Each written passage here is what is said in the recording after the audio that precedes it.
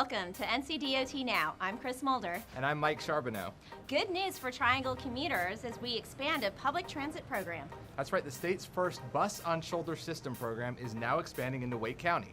Authorized Triangle Transit buses in Wake County can now use the shoulder of I-40 west and east and Wade Avenue between Blue Ridge Road and into Durham County.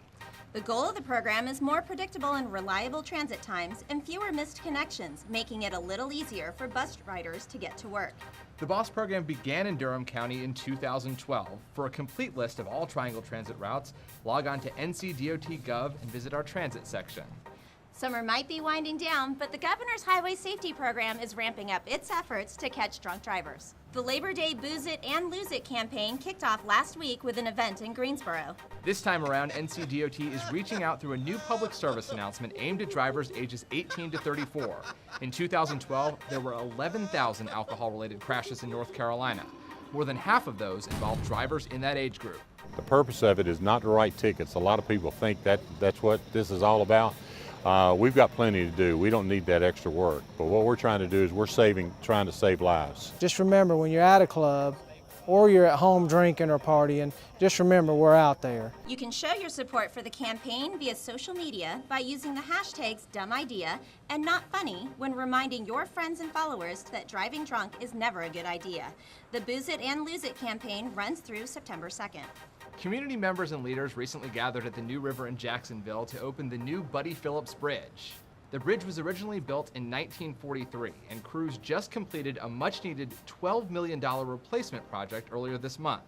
Phillips was a popular developer who had made a big impact in his community. He was also actively involved in local athletics. Phillips formed and coached semi-pro baseball and basketball teams in the Jacksonville area. There may only be a couple of weeks left of summer, but there's never a bad time to visit the coast. Well, that's right, and if your plans include the North Carolina Ferry system, there's some important things you need to know before you make that trip. Our Tim Haas down along the Outer Banks has some things that you need to know to make that trip a little easier.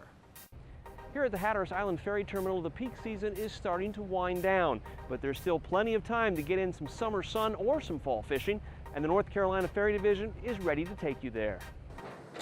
With 7 routes and 21 boats, the North Carolina Ferry System is the second largest state-run system in the country, offering transportation and unparalleled scenery to 2 million passengers a year all over the North Carolina coast from Southport to Knott's Island.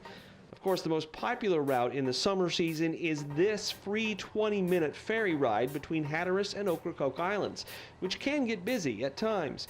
If you're planning to make the trip and want to avoid waiting, ferry workers here say the best advice is to get to the Hatteras Island terminal by 10 in the morning and return from Ocracoke after 6 in the afternoon. For more information on this and other routes, go to ncferry.org or call 1-800-BY-FERRY and enjoy the ride. I'm Tim Haas for NCDOT Now. Thanks, Tim. Sounds like a great time to head to the beach. Absolutely, and as Tim said, if you need more information on the ferry system, or you want more information about the stories we've told you today or anything else, log on to ncdot.gov.